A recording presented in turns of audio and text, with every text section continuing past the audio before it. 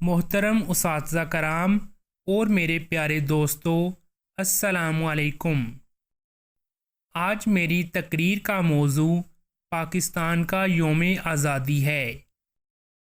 یوم آزادی کو پاکستان کا قومی تہوار سمجھا جاتا ہے۔ یوم آزادی ہر سال 14 اگست کو منایا جاتا ہے۔ اس دن کو پاکستان میں قومی تعطیل کے طور پر منایا جاتا ہے کیونکہ یہ دن انتہائی اہمیت کا حامل ہے۔ آزادی کے حصول کے لیے بہت سے آزادی پسندوں نے اپنی پوری زندگی قربان کی۔ اس دن وزیر اعظم پاکستان قومی یادگاروں پر قومی پرچم لہراتے ہیں۔ یہ دن ہر پاکستانی مناتا ہے۔ پرچم لہراتے وقت لوگ کھڑے ہو کر قومی ترانے گاتے ہیں۔ اس اہم دن پر فضائیہ، فوج اور بحریہ مل کر پریڈ کرتے ہیں۔